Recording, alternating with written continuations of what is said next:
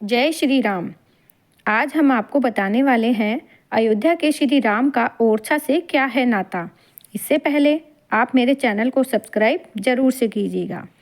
अयोध्या के राम लल्ला के साथ ही ओरछा के राजा राम भी हमेशा चर्चा में रहते हैं।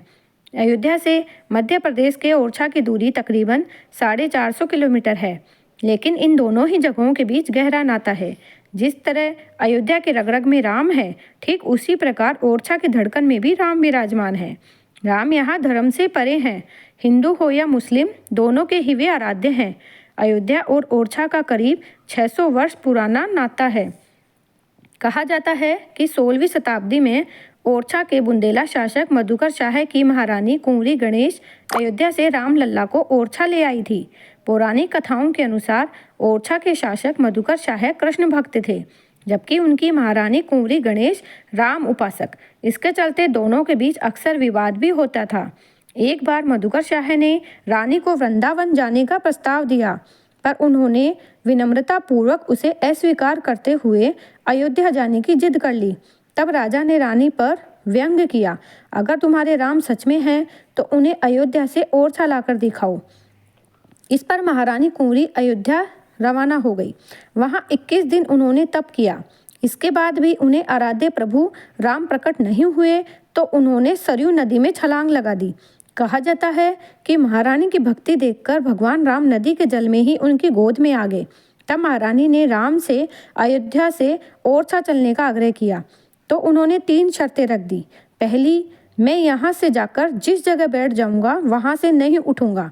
दूसरी, ओरछा के राजा के रूप विराजित होने के बाद किसी दूसरे की सत्ता नहीं रहेगी। तीसरी और आखिरी शर्त, खुद को बाल रूप में पैदल एक विशेष पुष्य नक्षत्र में साधु संतों को साथ ले जाने की थी। महारानी ने ये तीनों शर्तें सहर्ष स्वीकार कर ली। इसके बाद ही राम राजा ओरछा आ गए।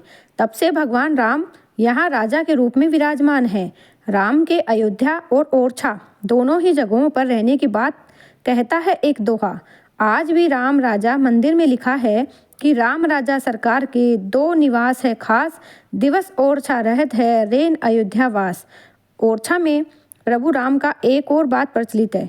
कहा जाता है कि 16वीं सदी में जिस समय भारत में विदेशी आक्रांता मंदिर और मूर्तियां को तोड़ रहे थे, तब अयोध्या के संतों ने जन्मभूमि में विराजमान श्री राम के विग्रह को जल समाधि देकर बालू में दबा दिया था। यही प्रतिमा रानी कुंवरी गणेश ओरछा लेकर आई थी। साहित्यकार राकेश अयाची भी कहते हैं कि ओरछा के शासक मधुकर शाह की एकमात्र ऐसे पराक्रमी हिंदू राजा थे जो अकबर के दरबार में बगावत कर चुके थे। इतिहासकार में यह बात दर्ज है कि अकबर के दरबार में तिलक लगाकर आने पर पाबंदी लगा दी गई थी। तब मधुकर शाह ने भरे दरबार में बगावत कर दी थी। उनके तेवर के चलते अकबर को अपना फरमान वापस लेना पड़ा था। अयोध्या के संतों को यह भरोसा था कि मधुकर शाह की हिंदूवादी सोच के बीच राम जन्मभूमि का श्री राम का यह विग्रह ओरछा में पूरी तरह सुरक्षित रहेगा। इसलिए उनकी महारानी कुंवर गणेश अयोध्या पहुंची और संतों से मिलकर विग्रह को ओरछा ले आई।